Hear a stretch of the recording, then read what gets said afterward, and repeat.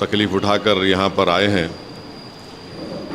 आपको ये बताना ज़रूरी समझता हूँ और मुझे यकीन है कि आपके ज़रिए से पूरी जनता को, आवाम को ये बात मालूम होगी कि हैदराबाद दारुस्सलाम में 19 अप्रैल के दिन शाम में 7 बजे से 10 बजे तक all India Muslim personal law board की जानिब से वक्फ अमेंडमेंट बिल 2025 के ख़िलाफ़ एक प्रोटेस्ट मीटिंग, पब्लिक मीटिंग रखी जा रही है और जिसकी सदारत all India Muslim personal law board के सदर मौलाना खालिद सैफुल्लाह रहमानी साहब करेंगे।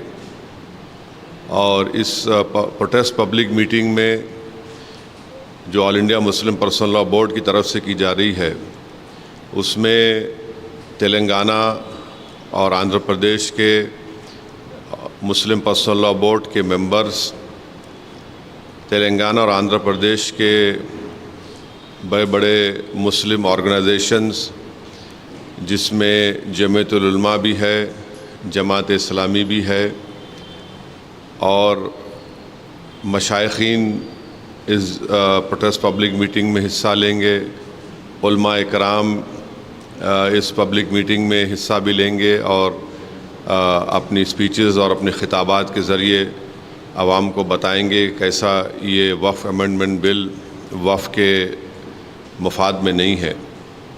और साथ ही साथ हमारी ये कोशिश भी है कि जो पार्लियामेंट वक्फ कमेटी के मेंबर्स हैं हम उनसे भी बात कर रहे हैं और अगर उनका शेड्यूल परमिट करता है तो वो भी आकर 19 अप्रैल के दिन, 19 अप्रैल के दिन जो ये पब्लिक मीटिंग होने जा रही है उसमें हिस्सा लेंगे। 19 अप्रैल के दिन मगरिब की नमाज बाजमात दारुस्सलाम के ग्राउंड में अदा की जाएगी। उस नमाज में जनाब रिजवान कुरैशी साहब जो ख़तीब और इमाम मक्का मस्जिद है नमाज मगरिब पढ़ाएंगे और उसके बाद उनकी क़िरत से ही जलसे का आगाज़ होगा। तो ये एक अहम इत्तला मैं आपको बताना ज़रूरी समझता हूँ। और दूसरी बात यह है कि आप जानते हैं कि वक्फ अमेंडमेंट बिल जो नरेंद्र मोदी की सरकार ने लाया है वो अनकॉन्स्टिट्यूशनल है। वो हमारे भारत के आइन के आर्टिकल 14 का, आर्टिकल 15 का, आर्टिकल 25, आर्टिकल 26 और आर्टिकल 29 का एक ग्रेव वायलेशन है। और हम ये समझते हैं कि ये वक्फ अमेंडमेंट बिल वक्फ की प्रॉपर्टीज़ को बचाने के लिए नहीं लाया जा रहा है। वक्फ की प्रॉपर्टीज़ पर जो एंक्रोचमेंट हो चुका है उन एंक्रोचर्स को हटाने के लिए नहीं लाया जा रहा है। वक्फ प्रॉपर्टीज़ की रेवेन्यू या आमदनी में इजाफ़ा करने के लिए नहीं लाया जा रहा है। ना ही ये मुसलमानों के मुफाद में है, बल्कि ये तमाम अमेंडमेंट्स जो किए गए हैं बीजेपी और एनडीए के सपोर्टिंग पार्टीज़, चाहे वो टीडीपी हो, जेडीयू की नीतीश कुमार हो, चंद्राबाबू नायडू हो, चिराग पासवान हो, जयंत चौधरी हो, मांझी साहब हो या फिर कुमारस्वामी हो, तो इनकी सपोर्ट से बीजेपी ने एक काले क़ानून को बनाया है। और ये इस बात को बताता है कि मुसलमानों पर बीजेपी उनको शक की निगाहों से देखती है। और इसलिए देखती है क्योंकि हिंदू धर्म के एंडोमेंट बोर्ड में, जैन धर्म के एंडोमेंट बोर्ड में, सिख धर्म के एंडोमेंट बोर्ड में यहाँ पर सिर्फ उन्हीं के मज़हब का मानने वाला उसका मेंबर बन सकता है। इन धर्म के बोर्डों में लिमिटेशन एक्ट अप्लाई नहीं होता। इन धर्मों में बाय यूसेज वो उस धर्म की प्रॉपर्टी बन सकती है और इन धर्म के बोर्डों में दूसरे धर्म के मानने वाला भी उनको अपनी प्रॉपर्टी दे सकता है। ये तमाम चीज़ें इस अमेंडमेंट बिल के ज़रिए नरेंद्र मोदी की सरकार ने मुसलमानों के इस धर्म के बोझ से छीन ली हैं। हम हमारे इस देश के हिंदू भाइयों को ये बताना चाहेंगे, सिख भाइयों को बताना चाहेंगे और हमारे जैन भाइयों को बताना चाहेंगे कि जब आप अपने धर्म के बोर्ड में सिर्फ अपने ही धर्म के मानने वालों को मेंबर बना सकते हैं और दूसरे धर्म का नहीं बन सकता है, तो कैसे मुस्लिम धर्म का ये वक्फ बोर्ड, जो एक प्योर रिलीजियस इंस्टीट्यूशन है वक्फ बोर्ड, उसमें कैसे मोदी सरकार दूसरे धर्म के लोगों को मैंडेटरी 2 लोगों को बनाने का एक प्रोविज़न रखती है। और जब आपके पास लिमिटेशन एक्ट अप्लाई नहीं होता है, जिसके ज़रिए से अगर हिंदू एंडोमेंट बोर्ड की प्रॉपर्टी पर, जैन धर्म की प्रॉपर्टी के ऊपर, गुरुद्वारा प्रबंधक कमेटी के प्रॉपर्टी के ऊपर अगर कोई नाजायज़ कब्ज़ा करता है तो उसको आप कभी भी निकाल सकते हैं। वो मुस्लिम धर्म के एंडोमेंट बोर्ड पर लिमिटेशन एक्ट अप्लाई करके नरेंद्र मोदी की सरकार एंक्रोचर को मालिक बनाना चाह रही है एडवर्स पोजेशन की बुनियाद पर। और फिर आर्टिकल 26 के तहत हर रिलीजियस डिनोमिनेशन को अपने रिलीजियस चैरिटेबल ऑर्गेनाइजेशन बनाने का इख्तियार मिलता है, उसको एडमिनिस्टर करने का इख्तियार मिलता है और मूवेबल और इमूवेबल प्रॉपर्टीज़ को हासिल करने का इख्तियार मिलता है। ये मुसलमानों से छीना जा रहा है। और आपको मैं बार बार समझा रहा हूँ कि इस मुस्लिम धर्म के इस बोर्ड में जो अमेंडमेंट्स नरेंद्र मोदी की सरकार ने और चंद्रबाबू नायडू, नीतीश कुमार, चिराग पासवान, जयंत चौधरी, मांझी साहब ने और कुमारस्वामी ने किया है, उसमें सेक्शन 3D आप पढ़िए। सेक्शन 3D को जब पार्लियामेंट में ये बिल डिबेट हो रहा था, उसको बुज़दिली से अमेंडमेंट को पेश किया गया। और अमेंडमेंट क्या बोलता है कि जो भी मस्जिद, दरगाह, खानखा, आशुरखाने, इमाम बाड़े आर्कियोलॉजिकल सर्वे ऑफ इंडिया के तहत प्रोटेक्टेड और एंशिएंट मॉन्यूमेंट रहेंगे। अब ये बिल बनने के बाद उनका register as a waqf property नहीं होगा। अब आप मेरे को बताइए, सच्चर कमेटी में 180 प्रॉपर्टीज़ जो सच्चर कमेटी ने, आप उसके लास्ट पेजेस देखिए, आखिरी के 8-10 पेजेस में 180 प्रॉपर्टी सच्चर कमेटी ने कहा कि ASI के इलीगल ऑक्यूपेशन में है। इस सेक्शन 3D के तहत हम उस 180 प्रॉपर्टीज़ को खो देंगे, जिसमें मस्जिद भी है, खानखाएँ भी हैं, क़ब्रस्तान भी है, दरगाहें भी हैं, सब है। अब इसका इफ़ेक्ट ये भी होगा कि संभल की मस्जिद अब वक्फ की प्रॉपर्टी नहीं रहेगी। मैं डायरेक्ट चैलेंज कर रहा हूं भारत के प्रधानमंत्री को कि आप, मेरा सवाल आपसे है, आप जब अमेंडमेंट ये ला चुके हैं, कानून बना चुके, तो क्या संभल की मस्जिद अब वक्फ की प्रॉपर्टी रहेगी? क्या ज्ञानवापी की मस्जिद वक्फ की प्रॉपर्टी कहलाएगी? क्या मथुरा की मस्जिद वक्फ की प्रॉपर्टी कहलाएगी? जितने भारत में ASI प्रोटेक्टेड एंशिएंट मॉन्यूमेंट्स है, उसके एक्ट के तहत उसको बोलते ASMR एक्ट, जिसमें हमारे शिया भाइयों के इमाम बाड़े भी हैं, आशुरखाने भी हैं, दरगाहें भी हैं। अब आप बताइए, इससे वक्फ को छीन नहीं रहे आप? और झूठा प्रोपेगेंडा बीजेपी करी, नहीं कुछ नुकसान नहीं होगा। फिर सेक्शन 2 पढ़ो उसका आप। सेक्शन 2 में लिखा गया कि इस एक्ट से पहले जो ट्रस्ट थे जिनका मकसद वक्फ की तरह हो, और इस एक्ट के बाद जो ट्रस्ट हैं जिनका मकसद वक्फ की तरह, वो ट्रस्ट में रहेंगे।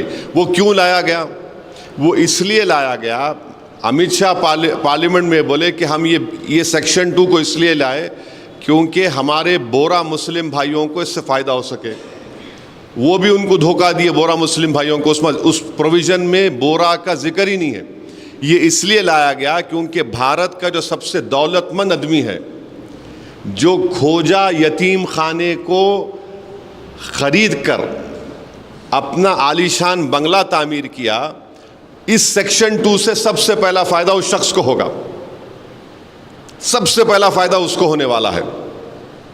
दूसरा, इस बिल में यह कहा गया कि अगर वक्फ बाय बीजेपी प्रोपेगेंडा कर रही है, नहीं वक्फ बाय यूजर नहीं है, वक्फ बाय यूजर है, परेशान मत हो, क्यों हो रहे हैं, ओवैसी झूठ बोल रहा है। देखिए, हिंदू धर्म में by usage, temple by usage, math by usage उस धर्म की प्रॉपर्टी बन जाती है। और हिंदू धर्म के जो बहुत बड़े जूरिस्ट है, उनका नाम है B.K. मुखर्जी। B.K. मुखर्जी एक जज थे, और B.K. मुखर्जी की किताब में उन्होंने क्लियरली लिख दिए कि हिंदू धर्म में बाय यूसेज वो उस डीटी की या मूर्ति की या उस मंदिर की प्रॉपर्टी या मठ की प्रॉपर्टी बन सकती है। अब मोदी सरकार जो है इतना गंदा काम किया है, मैलिफाइड है, कि ये बोल रहे हैं कि अगर वक्फ बाय यूसेज रहेगा, मगर अगर डिस्प्यूट होगा या फिर गवर्नमेंट प्रॉपर्टी होगी तो वक्फ बाय यूसेज नहीं होगा। अब मैं अगर वक्फ मेरी प्रॉपर्टी है, मैं अपनी गवर्नमेंट के खिलाफ अगर वक्फ बाय यूसेज को इस्तेमाल नहीं करूँगा तो किसके खिलाफ इस्तेमाल करूँगा? डिस्प्यूट क्या है? डिस्प्यूट कोई भी क्रिएट कर देगा, कोई भी जाके बोल देगा मेरी प्रॉपर्टी है, तो जब वक्फ बाय यूज खत्म हो जाएगा। और बार बार आपसे कह रहा हूं, ये सरकार झूठ बोल रही है। राम मंदिर के जजमेंट में, बाबरी मस्जिद राम मंदिर जजमेंट में सुप्रीम कोर्ट ने कहा वक्फ बाय यूज होगा, बाज़ाब्ता उन्होंने बताया कि उसका एविडेंस ये होगा, उसका पोजेशन होना चाहिए। वक्फ बाय यूज को सुप्रीम कोर्ट ने बाबरी मस्जिद राम मंदिर में अपहेल्ड किया है, और ये सरकार उसमें बोल रही कि नहीं डिस्प्यूट और गवर्नमेंट प्रॉपर्टी होगा। तो सच्चर कमेटी में दिल्ली के 120 प्रॉपर्टीज जो गवर्नमेंट के कंट्रोल में है, सच्चर ने कमेटी ने कहा कि under the illegal occupation of the government, Delhi government, this should be return to the Delhi Waqf Board, Delhi Waqf Board वापस करना चाहिए। और सच्चर कमेटी ने कहा कि उस 120 सिर्फ दिल्ली के प्रॉपर्टीज की 2007 में मार्केट वैल्यू 8,000 करोड़ रुपये है, 8,000 करोड़। अब जब ये वक्फ बाय यूज का प्रोविजन आएगा, लॉ बन गया, 120 प्रॉपर्टीज चले गए मेरे, जिसमें दरगाहें भी हैं, जिस पार्लियामेंट के सामने की मस्जिद है, जिसके इमाम रामपुर के मेंबर ऑफ पार्लियामेंट मौलाना मुहिबुल्लाह साहब हैं, वो चले गए। अब कल गवर्नमेंट बोली नहीं मस्जिद तुम्हारी नहीं, हमारी प्रॉपर्टी है, लगा दिए, तो उसमें तो ख़त्म ही हो गया। अब दूसरा ये है कि अगर मैं जाकर ASI के मॉन्यूमेंट से मेरे, जो सच्चर ने कहा, मैं जाके बोलूँगा गवर्नमेंट ने बिल में क्या किया कि गवर्नमेंट का डेफिनेशन जो होता है उसको इतना इनलार्ज कर दिया कि उसमें पब्लिक सेक्टर अंडरटेकिंग्स भी आ गए। अब मैं जाके बोलूँगा भाई मेरी है, तो बोलेंगे हम वक्फ बाय यूज ख़त्म कर दिया, आपके डॉक्यूमेंट नहीं है। अगर वक्फ बोर्ड जाकर बोलेगा वक्फ बाय यूज मैं इस्तेमाल कर रहा हूँ, कोई खाबिज है, इंक्रोचर है, तो गवर्नमेंट बोलेगी नहीं हम तो लिमिटेशन एक्ट अप्लाई कर दिए, 12 साल के बाद उन्हें मालिक बन गया। कौन सा ऐसा प्रोविजन है जिससे वक्फ बोर्ड को फायदा पहुंचेगा, हमको बताइए। हम तो लूज कर रहे हैं हमारे पूरे प्रॉपर्टीज को, वक्फ की प्रॉपर्टीज को। आप सेक्शन 3D ला लिए, सेक्शन 2 ला लिए, सेक्शन 3C कर दिए, डेजिग्नेटेड ऑफिसर। अब डेजिग्नेटेड ऑफिसर कौन होगा बताइए? मेरा गवर्नमेंट से झगड़ा चल रहा, कई ज़मीनों पे कब्जा है गवर्नमेंट का, तो दुनिया का उस इंसाफ का उसूल ये है कि कोई भी अपने केस में जज नहीं बन सकता। आप क्या कर रहे हैं? डेजिग्नेटेड ऑफिसर गवर्नमेंट अपॉइंट करिए, गवर्नमेंट एग्जीक्यूटिव का हिस्सा है। हमारे देश में, वतन अजीज में, theory of separation of powers हमारे कॉन्स्टिट्यूशन के बेसिक स्ट्रक्चर का हिस्सा है कि कोई भी अपने केस में जज नहीं बन सकता।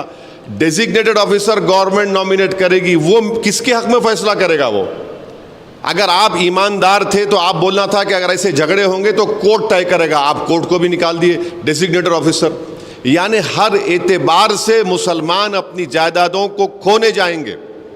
किरण रिजिजू का कल वीडियो देखा मैं, इतना झूठ बोल रहे वो, कुछ नहीं होगा। अरे आप कानून बना के छोड़ रहे हैं, सेक्शन 3C के तहत अब तो उत्तर प्रदेश में तो उन्हें छीनना चाह रहे।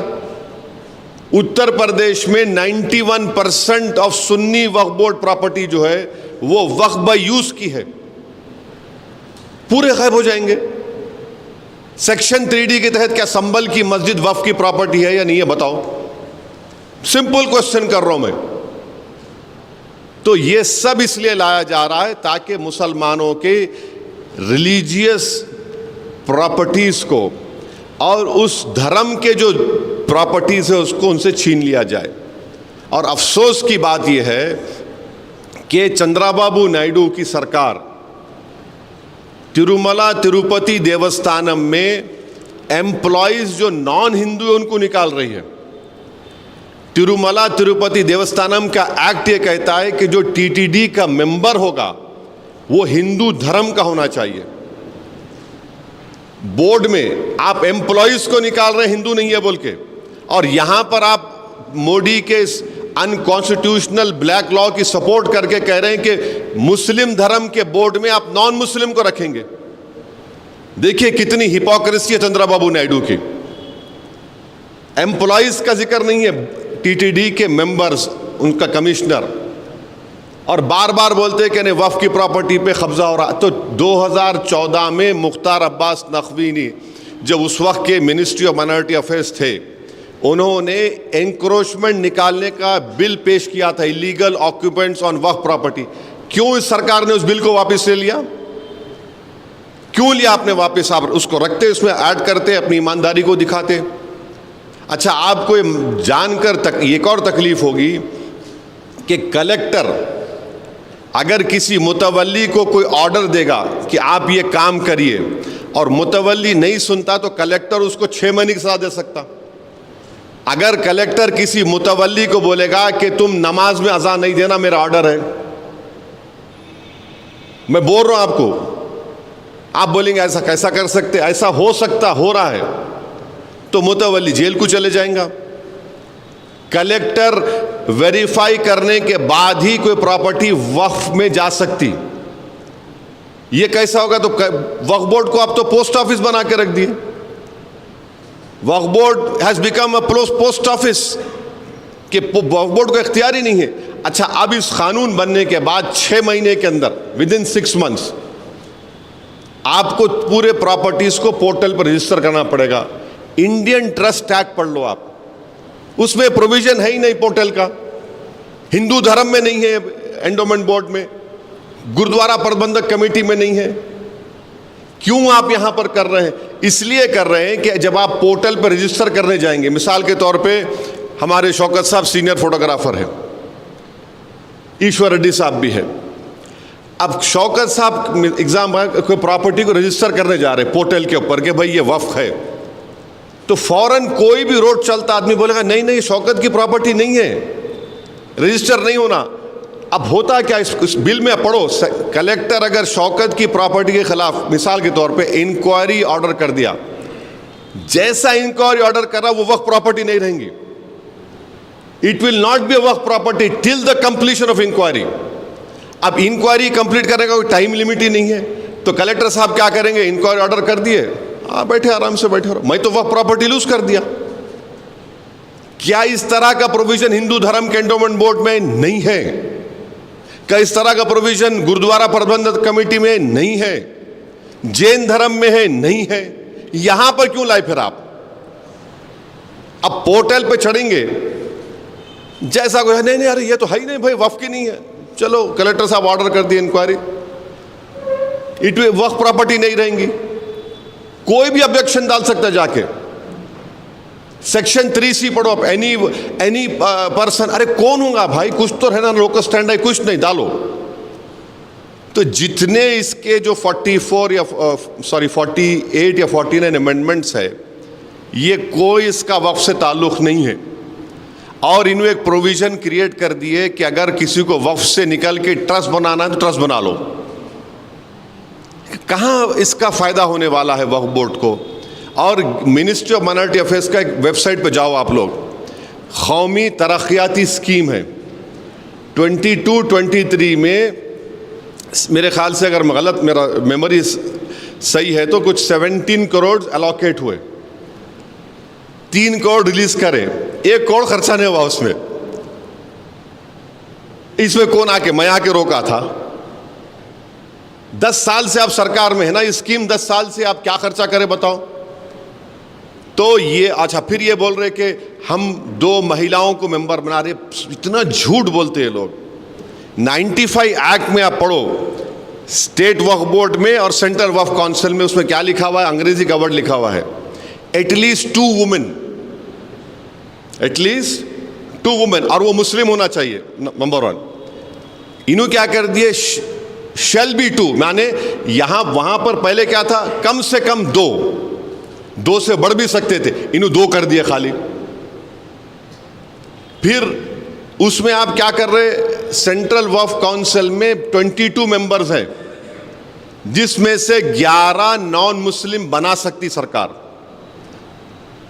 स्टेट वक्फ बोर्ड में 11 मेंबर होंगे, जिसमें से 7 नॉन मुस्लिम को बना सकते और 4 मुसलमान रहेंगे। अब इलेक्शन नहीं होगा स्टेट वक्फ बोर्ड का, MP कैटेगरी का इलेक्शन होता था, MLA का, बार काउंसिल का, मुतवल्ली का। गवर्नमेंट नॉमिनेट करेंगी। अब जब गवर्नमेंट नॉमिनेट करेंगी, क्यों करेंगे? प्रोविजन क्यों लेके आए? जब नॉमिनेट करेंगे तो वक्फ बाय यूज है, कोई खाबिज है, समझे आप? तो गवर्नमेंट जब बोलेंगे नहीं ये वक्फ बाय यूज खत्म हो गया, ये गवर्नमेंट प्रॉपर्टी हो गई, एनक्रोचर मालिक बन गया, गवर्नमेंट जब कलेक्टर है फैसला लेंगे तो ये वक्फ बोर्ड सब खाली गूंगे अंधे बन के जी हुजूर बोलेंगे। नॉमिनेट ये लोग करेंगे ना, नॉमिनेट को ऐसे लोगों को नहीं करेंगे जो ईमानदारी से काम करेंगे, जो उनको थाली बजाएंगे, जो उनके सामने लेट जाएंगे, उनको ही बनाएंगे ना। तो इसीलिए नॉमिनेशन लेके आ रहे स्टेट वक्फ बोर्ड में और सेंट्रल वक्फ काउंसिल में। आप ये बताइए कि अगर कोई प्रॉपर्टी रजिस्टर हो गई वक्फ बोर्ड में, और एक अमेंडमेंट बता रहा हूं, तो उसको चैलेंज करने का टाइम 1 साल का है। इन्होंने क्या कर दिए? 2 साल कर दिए, माने लड़ते रहो लड़ते रहो। और एक झूठ जो गवर्नमेंट बीजेपी बोल रही कि नहीं, वक्फ ट्राइब्यूनल के जजमेंट के खिलाफ कोई कोर्ट को नहीं जा सकता था। आप सुने होंगे, कोर्ट को नहीं जा सकते, कैसे? कितना झूठ बोल रहे। भारत में 14 या 20 ऐसे ट्राइब्यूनल है, चाहे जिसमें मशहूर इनकम टैक्स ट्राइब्यूनल, NGT का ट्राइब्यूनल, रेलवे क्लेम्स ट्राइब्यूनल, आपके ऐसे 14-15 ट्राइब्यूनल्स है, जिसके जजमेंट के खिलाफ आप हाई कोर्ट जा सकते, मगर रिव्यू पिटीशन डाल सकते, रिव्यू पिटीशन। और जब हाई कोर्ट जाता तो हाई कोर्ट पूरा रिकॉर्ड देख सकता। अब आप क्या बोल रहे? नहीं, रिव्यू नहीं, अपील होगा। अपील माने पूरे एक कोर्ट में पूरे भारत में लाखों केसेस पेंडिंग है, लाखों, और कॉन्स्टिट्यूशन के प्रोविजन के तहत ट्राइब्यूनल बनाया गया। ये बोलते नहीं, ट्राइब्यूनल का झूठ बोले, हमारे हिंदू भाइयों को देश में झूठ बोल दिए, नहीं कोई जा ही नहीं सकता ट्राइब्यूनल। अरे जा सकता बाबा, NGT का ट्राइब्यूनल के जजमेंट के खिलाफ, इनकम टैक्स का ट्राइब्यूनल, रेलवे क्लेम्स ट्राइब्यूनल, आप रिव्यू डालते हाई कोर्ट में, कौन रोक रहा? कोई रोक नहीं सकता किसी को। नहीं, पूरे देश में प्रोपेगेंडा कर दिया, नहीं जा ही नहीं सकते थे, हम कर दिए। अरे क्या करें आप? अब ट्राइब्यूनल का 95 एक्ट में डिस्ट्रिक्ट जज को अपॉइंट करता था chief justice of the high court. जैसा हैदराबाद का ट्राइब्यूनल है, ये तेलंगाना, उसको तेलंगाना हैदराबाद हाई कोर्ट के CJI अपॉइंट करते थे। जब वो अपॉइंट करते थे तो उनके एडमिनिस्ट्रेटिव कंट्रोल में रहता आदमी हो, डिस्ट्रिक्ट जज। अब आप क्या बोल रहे? रिटायर्ड को बना सकते। जब रिटायर्ड को बनाएंगे तो उन्हें तो chief justice of high court के एडमिनिस्ट्रेटिव कंट्रोल में नहीं रहेगा। कौन सा ऐसा प्रोविजन है जो मुसलमानों के फायदे में? हमको बताओ। और आप बोल रहे OBC को हम लाके डालेंगे। अरे भाई साहब, जिस पार्टी में 2014, 2019, 2024 में कितने मुसलमान जीत के आपके पास बताओ? अब तो 240 में चंद्राबाबू नायडू की पार्टी, नीतीश कुमार की पार्टी, चिराग पासवान की पार्टी, जयंत चौधरी की पार्टी और मांझी की पार्टी, कुमारस्वामी की पार्टी, एक मुसलमान नहीं है इनके पास। और इन्हों चले हम मुसलमानों की मोहब्बत में काम करें। एक मुसलमान मिनिस्टर नहीं है आपके पास। कौन सा मुसलमानों की मोहब्बत में आप काम करने जा रहे हैं?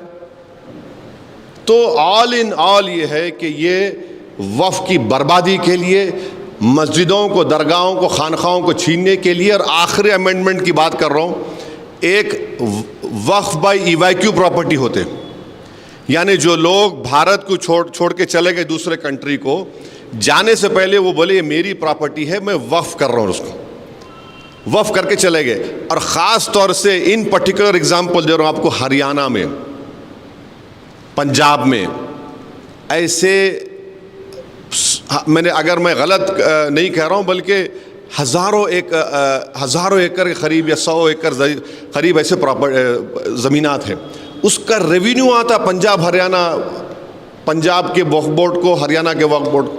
अब वो प्रोविज़न को ओमिट करके आप क्या बोल रहे हैं, कस्टोडियन उसका टेक केयर करेगा। तो वक्फ से निकल गई ना प्रॉपर्टी, वक्फ से निकल गई प्रॉपर्टी। वो क्यों करे आप? वो किसको रियल एस्टेट को फायदा पहुंचाना चाह रहे, बताओ आप?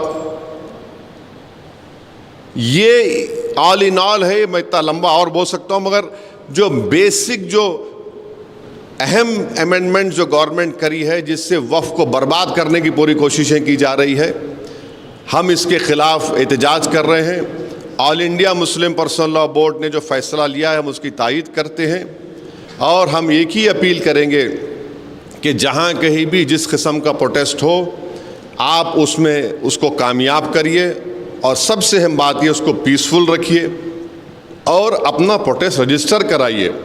हम अभी भी हम देश के प्रधानमंत्री से ये अपील कर रहे हैं कि आप इस पर गौर करिए। आप ये क़ानून सिर्फ भारत के संविधान के ख़िलाफ़ भी बना रहे हैं और अपनी आइडियोलॉजी को इस देश पर मुसल्लत कर रहे हैं। आपकी आइडियोलॉजी तो इंडियन नेशनलिज्म होनी चाहिए, आपकी आइडियोलॉजी तो संविधान होना चाहिए।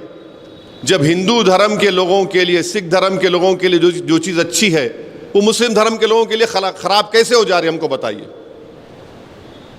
ये हमको आपको इत्तला देना था। अगर आपके कोई सवालात है तो आप बारी बारी से मुझसे पूछ सकते, मैं इंशाल्लाह कोशिश करूँगा उसका शॉर्ट में जवाब देने के लिए। हाँ, अमित शाह अपनी स्पीच में और पार्लियामेंट की जो वफ़ कमेटी है उसकी रिपोर्ट में लिखा गया कि ये प्रोविज़न हम बोरा कम्युनिटी के लिए ला रहे हैं, सेक्शन 2 का, मगर उस प्रोविज़न में उनका नाम ही नहीं है ना मैडम। उनको धोखा दे दिया आप, क्योंकि देखिए बोरा जो मुस्लिम होते, उनके जो स्पिरिचुअल हेड होते, उनको वो दाइल मुतलक कहते। तो उनके जितने वफ़ प्रॉपर्टीज़ होते उसमें मुतवल्ली नहीं होता, सिर्फ उनके दाइल मुतलक, माने उनका जो जैसा मुफद्दल साहब है वो ही हो सकते। आप उनका नाम लेके उनके कंधे पर रख के तोप चला दिया आप, मगर उनको ही नहीं दिया कुछ भी। आप प्रोविजन में जिक्र आना ना, उनका नहीं दिया, उनको नहीं है जिक्र उनका। और उसमें गवर्नमेंट सेक्शन 2 से एक रूट बना दी, अगर आपको वक्फ से निकलना है तो ट्रस्ट बना लो। आप एक्ट बना रहे ना, वक्फ को प्रोटेक्ट करने का एक्ट बना रहे, मगर गवर्नमेंट क्या बोल रही है, बेटा ये रास्ते से निकल सकता है, निकल जा। तो पतली गली बोलते हैं, हैदराबाद में क्या बोलते हैं, पतली गली से पकड़ ले। वो पतली गली से रास्ता बता रहे आप।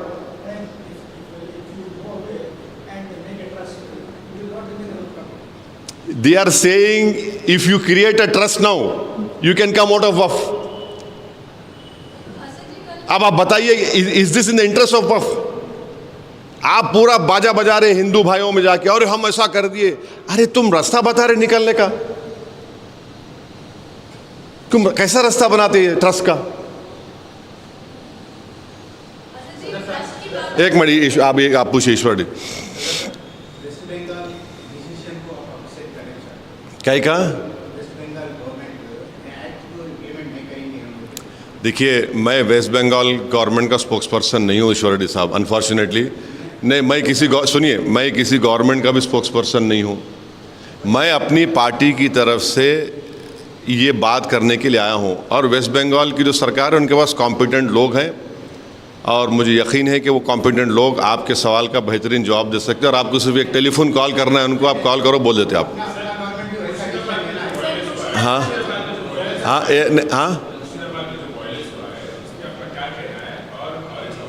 एक बात सुनिए, मेरे को मालूम था आप पूछेंगे बात, क्योंकि आपने आपके ऊपर के लोग बोले आपको, मेरे कहीं जा रहे तो पूछो बोल के। हम ये पूछ रहे कि जो डेमोलिशन हो रहा बुलडोजरों से, कभी उसका भी तो चला दो तुम्हारे चैनल पे। अरे कहाँ चला है बाबू?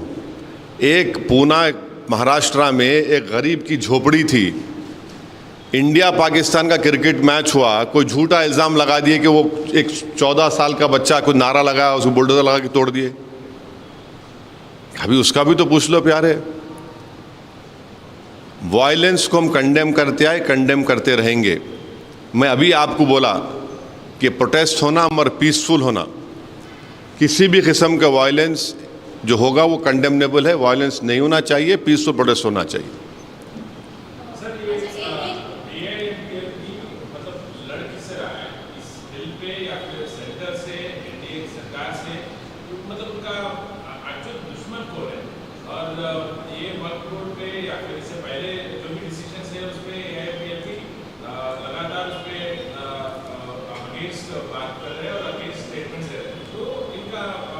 नहीं, तुम्हारे ज़रा मैं समझ में नहीं आता, अंग्रेज़ी में पूछ लो मेरे से, अच्छा रहता, मैं क्लैरिटी से बोल सकता हूँ। वरना नहीं, तुम जो बोल रहे ना डबल मीनिंग आ रहा उसमें, तो तुम ज़रा इंग्लिश में पूछ लो, क्लैरिटी से पूछ लो, मैं बोलता हूँ।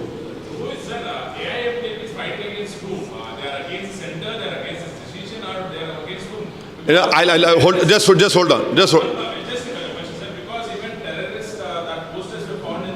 हाँ?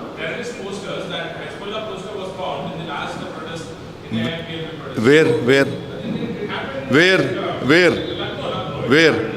No. See, you are trying to enlarge an issue. All India Muslim Personal Law Board has taken a decision to protest against this black unconstitutional Waqf amendment law that has been made by the Narendra Modi government. That is the decision that has been taken, and they have called for protest till Bakrid. And then on 22nd of this month, let me check the exact date. On the 22nd of this month, in Talkotora Stadium also there is going to be a protest meeting. And to answer your question, who made this law? It is the government of India, of the Prime Minister's government, Narendra Modi government has made this law. So we are protesting against this government also. अम्मा कुछ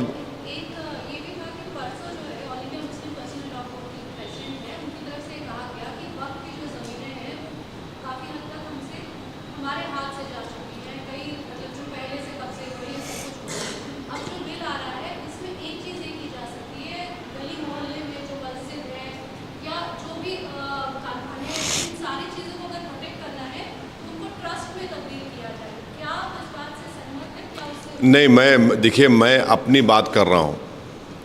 मैं personal law board, नहीं सुनिए, personal law board के spokes person है, वो आपके सवाल का जवाब देंगे। मैं अपनी बात कर रहा हूँ। मैं पार्लियामेंट में जो बोला हूँ और पार्लियामेंट की जो जॉइंट वर्किंग कमेटी में जो हमारे डिलिब्रेशंस हुए, जो हम अपनी बात को रखे, और मेरी जो डिसेंट रिपोर्ट है जो 122 पेजेस के ऊपर मुश्तमिल है। My dissent report is publicly available. I would request each and every right-thinking Indian to please read it. उसको पढ़िए आप। मैं यकीन जानिए, आप उसको पढ़ेंगे तो मुझे यकीन है कि आपके दिलों में जो शक और शुबा है, जो सस्पिशंस हैं, जो गलत फहमियाँ हैं, वो क्लियर हो जाएगा। और ये बार बार बीजेपी बोलती है अरे नहीं, ये लोग तो जहाँ दस्ते रखे इनकी वक्फ हो जाती।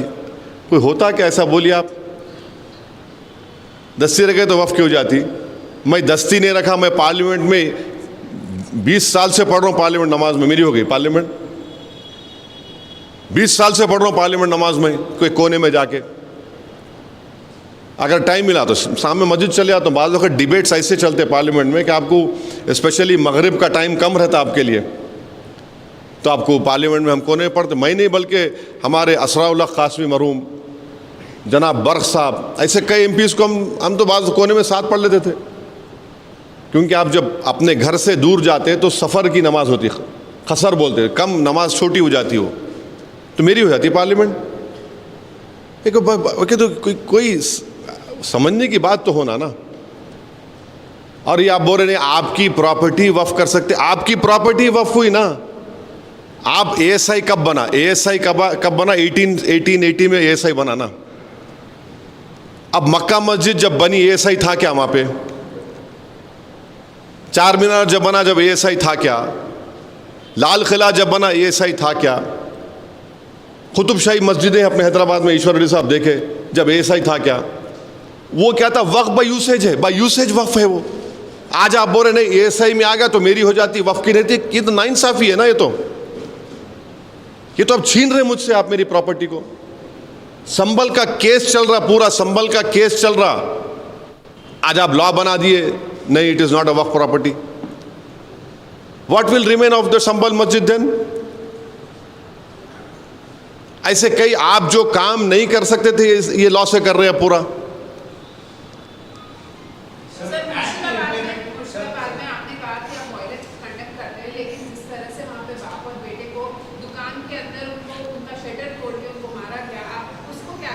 मैडम, चाहे पीलू खान हो, इखलाक हो, अतीक अहमद हो, मुख्तार अंसारी की मौत हो, चाहे कहीं भी मॉब लिंचिंग होती हो, चाहे मुर्शिदाबाद के उस बाप बेटे को मारा गया हो, और फिर एक पुलिस फायरिंग के आप क्यों नहीं बोल रहे एक मुसलमान मरा, उसमें आप बोलो ना, पूरा बोलो ना मैडम।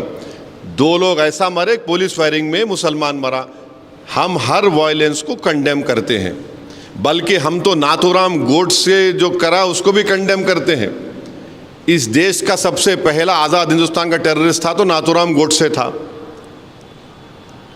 और इस देश में पिछले 10 साल में तो 11 साल में तो मुसलमानों के खिलाफ नफरत को इंस्टीट्यूशनलाइज कर दिया गया है, इंस्टीट्यूशनलाइज कर दिया गया है। अब हमको ये बात समझ में नहीं आ रही कि आप लोग इतनी देर से कोई ये सवाल नहीं कर रहा कि ज्योतिबाई फूले के ऊपर पिक्चर बन रही है और उस पिक्चर में ये फैक्ट है कि दलितों के ऊपर जुल्म हुआ, हो रहा है और होता रहेगा। उस जमाने में ज्योतिबाई फूले और सावित्रीबाई फूले जब अपनी तहरीक का आगाज़ किए थे तो उस ज़माने में दलित जो है अपने इस सीने के सामने एक क्ले पॉट को लगा के और अपने पीठ के पीछे एक झाड़ू को लगा के, चाहे जब वो चलता था तो अपर कास्ट के लोग जो थे वो ये बोलते थे कि तू हमारी ज़मीन पर नहीं चला ना, थूकना। तो उन्हें थूकता था बेचारा तो अपने उस क्ले पॉट में, और पैरों के खदमों को अपनी झाड़ू से साफ करता था। उस सीन को निकालो, बोल रही गवर्नमेंट ऑफ इंडिया ये। यानी नरेंद्र मोदी हर पिक्चर को प्रमोट करते, क्यों नहीं पिक्चर को प्रमोट कर रहे ज्योतिबाई फूले के पिक्चर को? हिस्टोरिकल फैक्ट है ना ये कि अपर कास्ट के लोग उस जमाने के दलितों को बोलते तुम हमारी बस्ती में आ रहे तो अपने गले में क्ले पॉट रखो और पीछे झाड़ू लगा के, ताकि तुम्हारे कदमों के निशान मिटते जाए और तुम थूकना है तो उसमें थूको। ये फैक्ट है, ये कौन डिनाई कर सकता? नरेंद्र मोदी पिक्चर प्रमोट करे ना, कौन से पिक्चरों को प्रमोट करे? ये पिक्चर को प्रमोट करो। क्यों सीबीएफसी बोल रही कि निकालो ये सीन, निकालो वो सीन, निकालो वो सीन निकालो? क्योंकि अपर कास्ट के लोगों को तकलीफ हो रही। ये कौन सा इंसाफ है बताइए आप? हम पूरे अपर कास्ट को नहीं बोल रहे, उस जमाने में जो अपर कास्ट के लोगों ने किया हम उसको बोल रहे हैं, वो फैक्ट है ना। आप उसका सवाल ही नहीं कर रहे। ये फैक्ट है, ये भी देख लो आप जरा।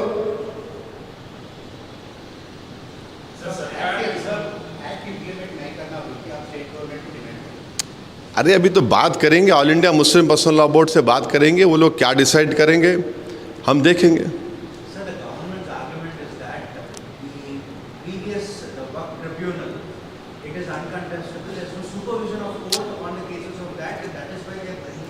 Please understand, this government believes in theory of confusion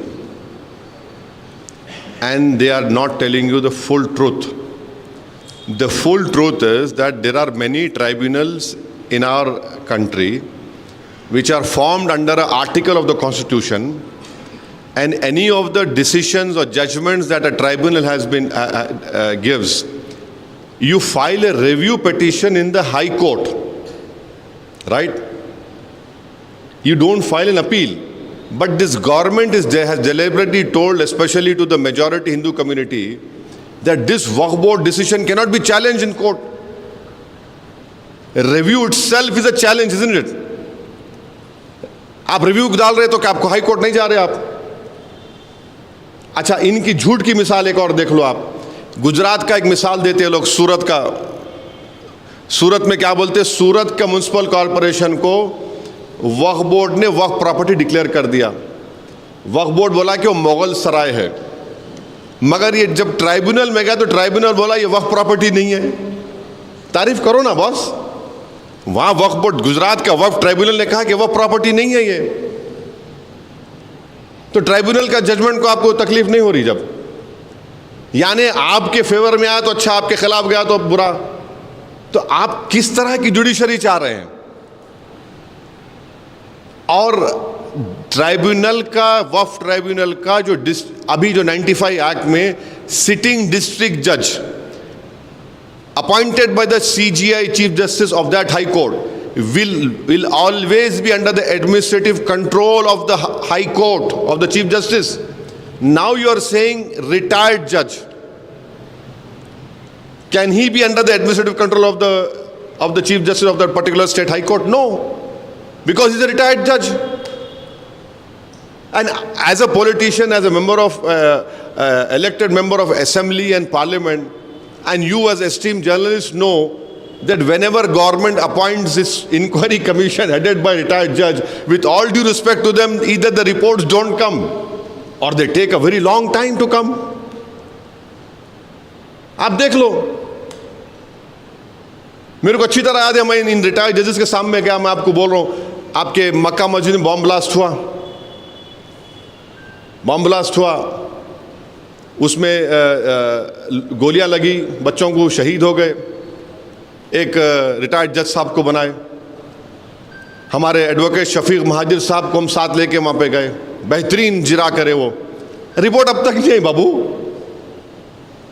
report आई नहीं अब तक। 1998-99 में या 2003 में तालाब कट्टे में फायरिंग हुई, एक औरत अपने घर में बच्चे को दूध पिला रही थी, डेथ हो गई उसकी। रिटायर्ड जज को बनाया, उनका इंक्वायरी चली जीएचएमसी ऑफिस में, मैं गया वहाँ पे कई हियरिंग में, क्या हुआ रिपोर्ट का मेरे को नहीं मालूम। मैं ये नहीं कोई उंगली नहीं उठा रहा हूँ, आपको एक दो एग्जाम्पल दे रहा हूँ। ट्राइब्यूनल में अगर जब डिस्ट्रिक्ट जज अपॉइंट होता है, chief justice of high court, उनके एडमिनिस्ट्रेटिव कंट्रोल में होता है। अच्छा, हिंदू धर्म के एंडोमेंट बोर्ड में समरी एविक्शन पावर्स है, एंक्रोचमेंट को निकाल सकते, यहां पे नहीं दे रहे आप। और अभी वक्फ बोर्ड का प्रॉब्लम क्या, अगर वक्फ बोर्ड कोई केस सुप्रीम कोर्ट में जीत गया, शौकत मिसाल तौर पे केस जीत गए ईश्वर रेड्डी के खिलाफ, मैं दोस्ती में बोल रहा हूं, तो जीतने के बाद भी, सुप्रीम कोर्ट से जीतने के बाद भी मेरे को एग्जीक्यूटिव पिटीशन, ईपी पिटीशन यहाँ आके डालना पड़ता है, यहाँ पे हाई कोर्ट में, यहाँ के लोकल कोर्ट में। आप जीतने पर नहीं आती आपको ईपी डालना पड़ता है यहाँ पे। इतना रेगुलेशन है वक्फ बोर्ड में, इतना रेगुलेशन है।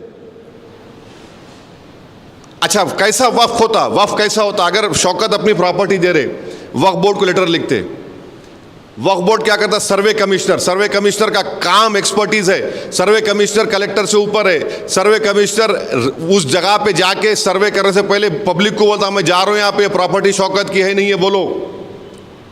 वहां जाके सर्वे करते, डॉक्यूमेंट्स देखते, उसके बाद सर्वे कमिश्नर सेटिस्फाई तो चीफ सेक्रेटरी को लेटर लिखते, चीफ सेक्रेटरी गजट इशू करता। अब क्या हो गया, आप कलेक्टर करेंगे, और कलेक्टर क्या करेंगे? कलेक्टर भाई, अगर आप वीरप्पा मौली की एडमिनिस्ट्रेटिव रिफॉर्म कमेटी रिपोर्ट पढ़िए, उसमें वीरप्पा मौली की रिपोर्ट ने कहा कि कलेक्टर को और बर्डन मत करो आप।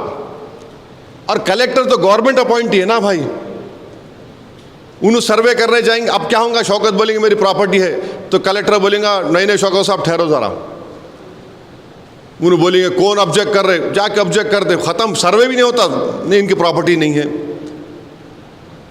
अरे क्या है भाई, आप कौन सा काम कर रहे वक्त के लिए, हम पूछना चाह रहे। तो ये चीजें हैं।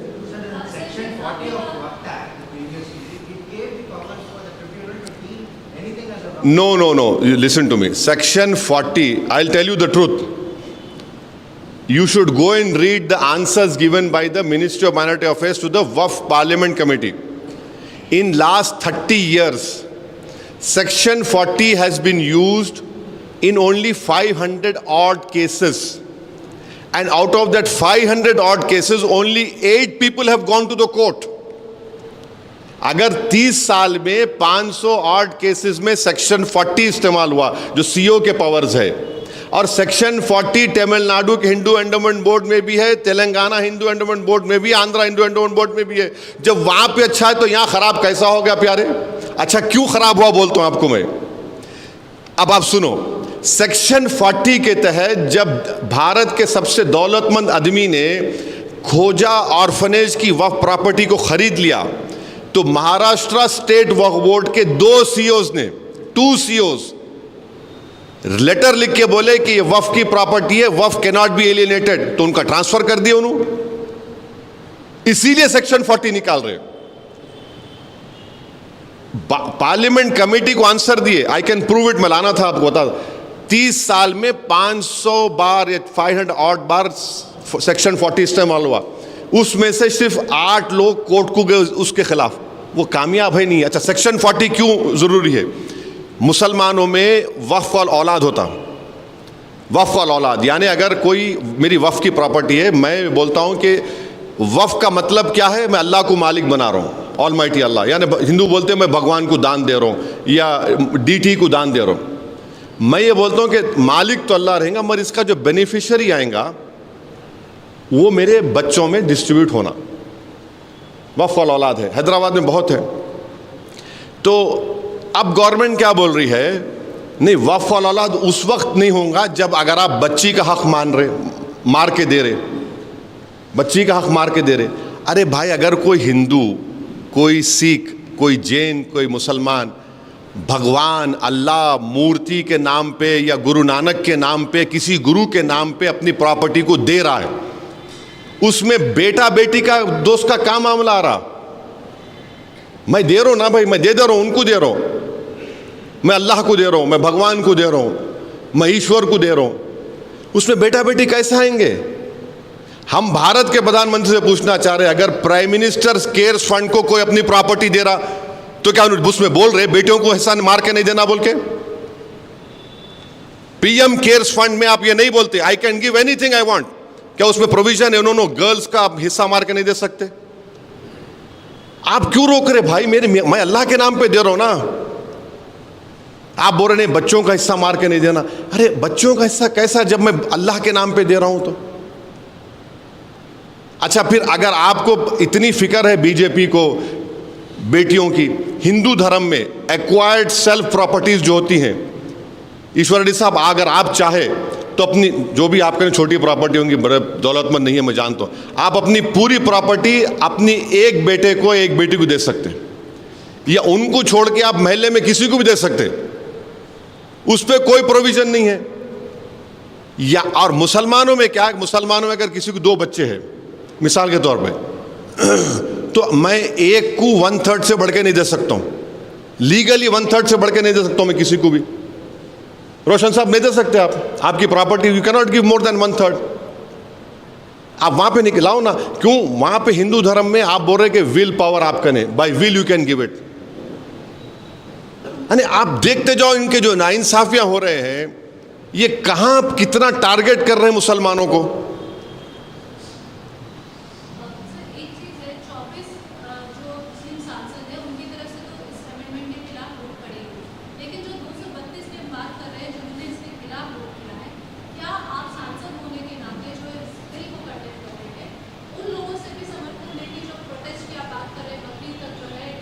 नहीं मैडम देखिए, वो लोग तो पार्टी विप की बुनियाद पे और पार्टी डिसीजन की बुनियाद पे अपना फैसला लिए ना, तो उनको नहीं हम तो आज भी बोल रहे हैं कि आप जो काम करें गलत काम करें।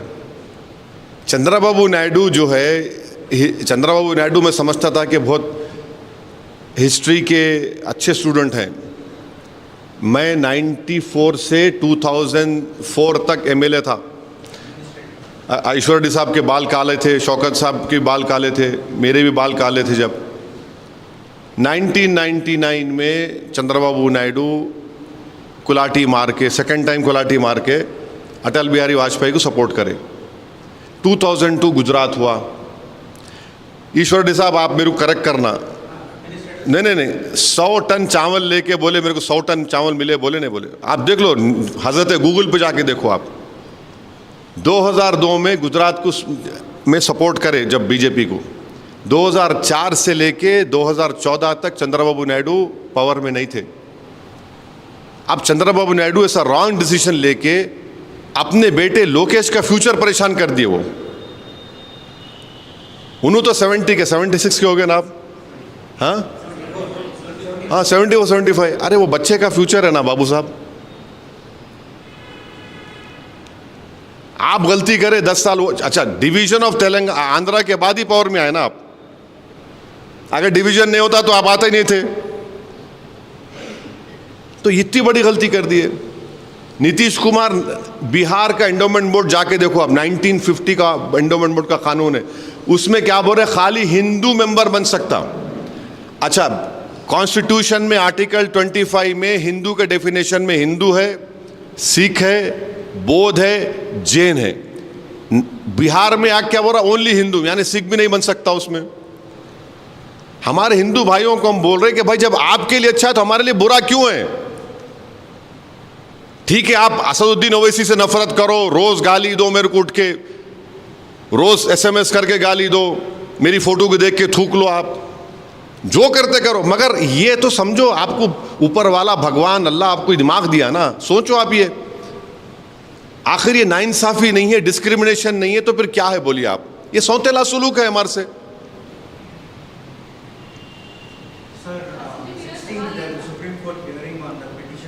So now it is going. I cannot. No, I'm just asking. Decided to go for why it is against the constitution, fundamental rights. But the dispute is also there by TMC and few parties that the JPC rules were violated. Why not approach in that panel as well? See what happened. It's not JPC first. It was Joint Working Committee. Now what has happened in the committee? That report has been given to the Parliament.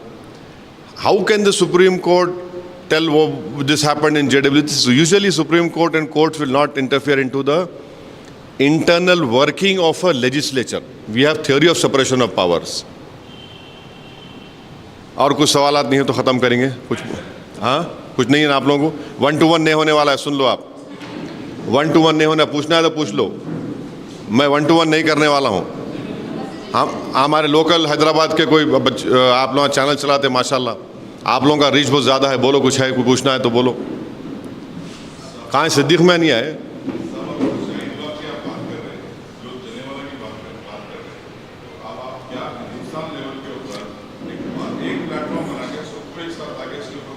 देखिए एक platform all India Muslim personal law board, जिसमें हर मकतब फ़िक्र के, हर मसलक के लोग, ज़िम्मेदार लोग उसके मेंबर हैं। यहाँ पर 1.5 ईंट की दीवार उठाना है, मस्जिद बनाने का चक्कर नहीं है।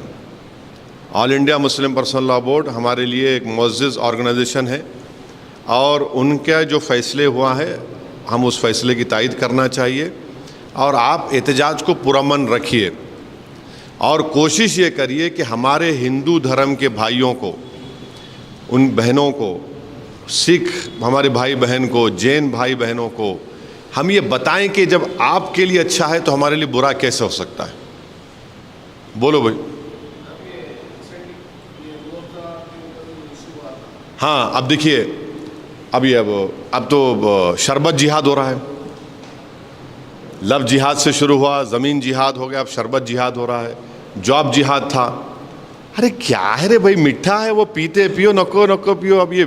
अब उसको भी नहीं, शरबत जिहाद। अरे क्या है भाई ये, कहानी, आप कितनी नफरत पैदा करेंगे मुसलमानों के खिलाफ। अरे आपको अपना प्रोडक्ट बेचना है, बेचो, मगर उसमें जिहाद क्यों लेके आ रहे भाई उसमें आप। अरे कैसा होगा ऐसा अगर आप इस मुल्क को ऐसा चलाएंगे। विकसित भारत हम बनना चाह रहे, हम भी बनना चाह रहे विकसित भारत। आप विकसित भारत ऐसा बनेंगे इस देश की 18 करोड़ आबादी को इस तरह जलील और रुस्वा करके, उनके ईमान पर हमला करके, उनकी मस्जिदों को छीनने की करें, कैसा विकसित भारत बनेगा? हम कैसा चीन से मुकाबला करेंगे? और टैरिफ का तो देखो आप, मैं टैरिफ का सबसे पहले आदमी था, टैरिफ के बारे में बोला था।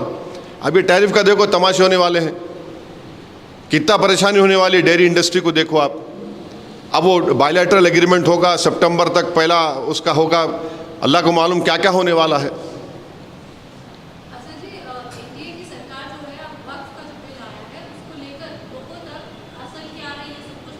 अरे असल क्या, ये बोल दिए ना इतने पूरा, इसीलिए हम लोग उर्दू में बोलते अलीफ से लेके वस्सलाम तक पूरा खोल दिए, खोल के बोल रहे, पूरा एक्सपोज कर दिए। अरे देखिए मैडम, पहले क्या बोलते थे, इस्लाम में वक्फ नहीं है। अरे कुरान में इन्फाक के ऊपर मेरे ख्याल से 70 ज़्यादा आयतें हैं, प्रॉफिट मोहम्मद सल्लल्लाहु अलैहि वसल्लम की हदीस हैं। अरे कोई पार्लियामेंट में एक बीजेपी के मेंबर खड़े को बोले ये मुस्लिम कंट्री में वक्फ नहीं है, ये मुस्लिम कंट्री में वक्फ नहीं है, उसमें नहीं है।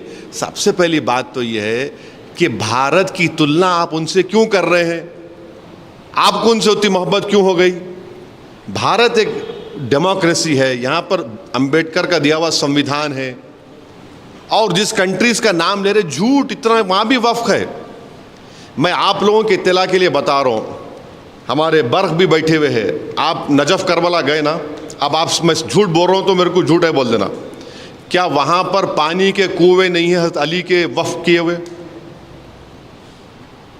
1400 साल पुराने हज़रत अली जब खलीफा थे, खलीफतुर राशिदीन थे, अली मुर्तज़ा जो खलीफा थे, उन्होंने वक्फ करे कुओं को पानी के, अब तक है। सिंगापुर में वक्फ है, मालूम आपको? सिंगापुर, मलेशिया छोड़ो, सिंगापुर में वक्फ है, टर्की में है, मोराको में है, कहाँ नहीं है? नहीं है। वो मोहम्मद गौरी आया था। अरे इस्लाम प्रॉफिट मोहम्मद सल्लल्लाहु अलैहि वसल्लम से हम सीखे, मोहम्मद गौरी से नहीं सीखे हम। नहीं वो, अरे इस्लाम में है, वो एसेंशियल रिलीजियस प्रैक्टिस है मुसलमानों के लिए। अब उन्होंने आया था, आप देखो कैसा कंफ्यूजन है। अमित शाह प्रॉफिट मोहम्मद का जिक्र करे सल्लल्लाहु अलैहि वसल्लम का, उनके पार्टी के लोग दूसरी बात बोल रहे हैं। उन्हें बोलने के बाद एक उनका टॉप मोस्ट लीडर कोई बात बोला तो कम से कम उस पर तो कायम रहना ना, उस पर भी कायम नहीं है। उनकी स्पीच के बाद उनके कई लोग सुन रहा था एमपीएस को, उनके खिलाफ ही बोल रहे हैं, अमित शाह को वो लोग कॉन्ट्रडिक्ट कर दिए। आप स्पीचेस पढ़ो उन लोगों के। माने ये अगर इस तरह की नफरत आप में है मुसलमानों के ताल्लुक से, तो फिर आप अपनी कॉन्स्टिट्यूशनल ड्यूटी को नहीं निभा पाएंगे। Thank you.